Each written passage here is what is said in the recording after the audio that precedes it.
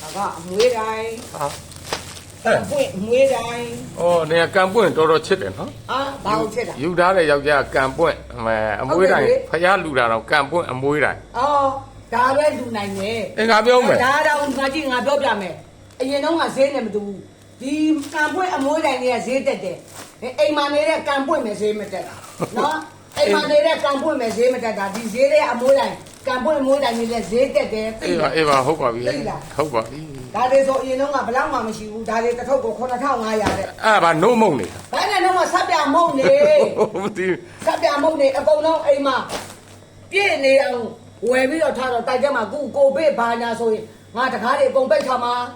တကားတွေအကုန်ပိတ်ထားမှာလမ်းဘေးနေရတာဆိုတော့လေရစာပါမှာဆိုလို့ငါကြောက်တယ်လေအေးပေါ့ကျမ်းမာကြီးဆိုင်တာကြောက်တယ်လေတန်းသေးသွားရင်ကြောက်မဟုတ်ဘူးစငယ်ငါတရားမှကြောက်ပါဘူးဟာငါတေငါလေးကိုအသက်ရှူကြမှာပဲကြောက်တယ်ငါ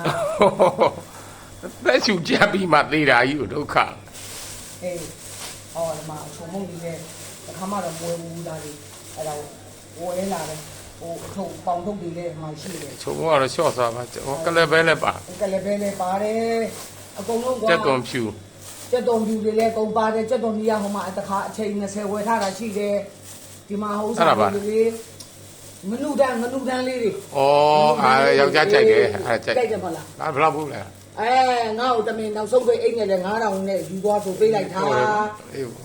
နော်မင်းကငါသိတယ်နော်ဈေးသွားတာတော့မင်းက10နာရီခွဲမှအေးရတယ်ဈေးကွဲတဲ့အချိန်ဈေးပေါက်ကျိုးတဲ့အချိန်ကိုသွားပါဈေးပေါက်ကျိုးတဲ့အချိန်သွားတာပေါ့လူမတိုးနိုင်အေးဟုတ်ပါတယ်ငါနဲ့ငါတော့သူများမိုးထားတဲ့ထီးတိုင်ကြီးကိုကိုင်းပြီးတော့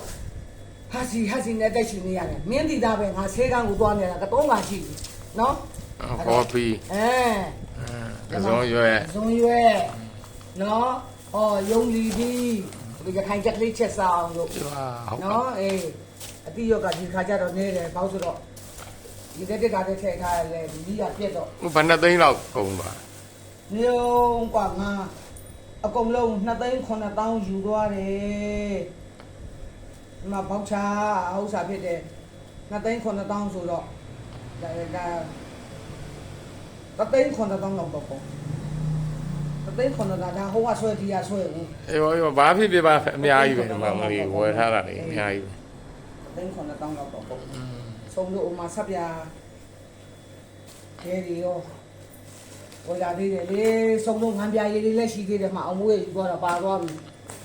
မချောက်ကျင်1000ခွဲဖို့ကွာဒါရင်1000ခွဲကွာနော်ဒါရင်12,000ကွာဒါနဲ့ဆိုရင်2000ကွာဒီဒါရင်